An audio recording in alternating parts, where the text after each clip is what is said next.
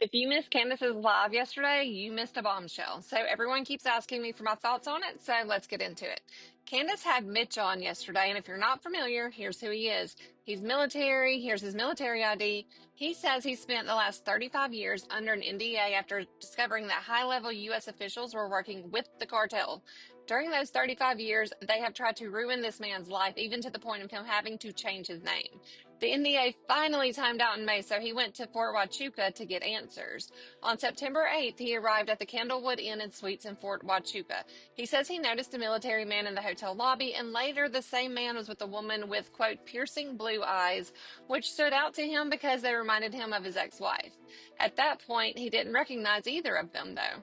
Then on September 9th, he says he went looking for CID, which is the Criminal Investigation Division, and instead found the Joint Task Force building, where he claims he saw several high ranking officials, including what he believes to be a congressman.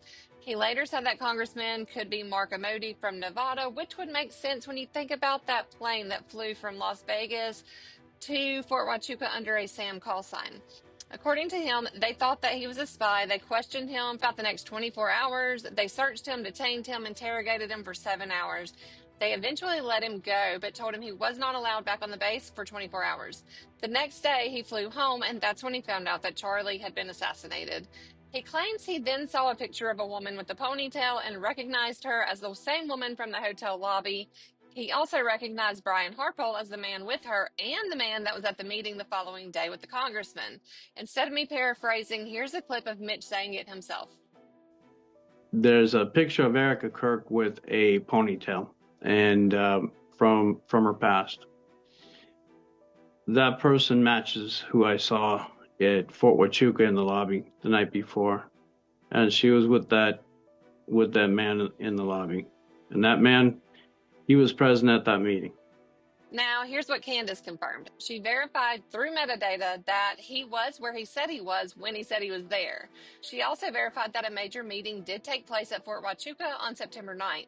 But she also made something very clear. She cannot confirm the identities of the people that he saw. She can't confirm whether it was Erica Kirk or Brian Harpole or Mark Amodi. Mitch said he is 95 to 99% sure that he saw Erica and Brian.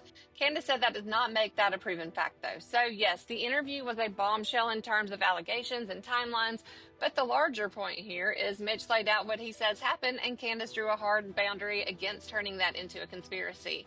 Now, what do I think? I'm not accusing anyone of anything, and I fully understand Erica doesn't owe me anything at all. But I would still like to hear from her, either denying she was there or explaining why she was there if she was. Not because being present equals guilt, but because transparency would calm speculation, answer obvious questions, and help everyone who wants truth without fueling more conspiracy.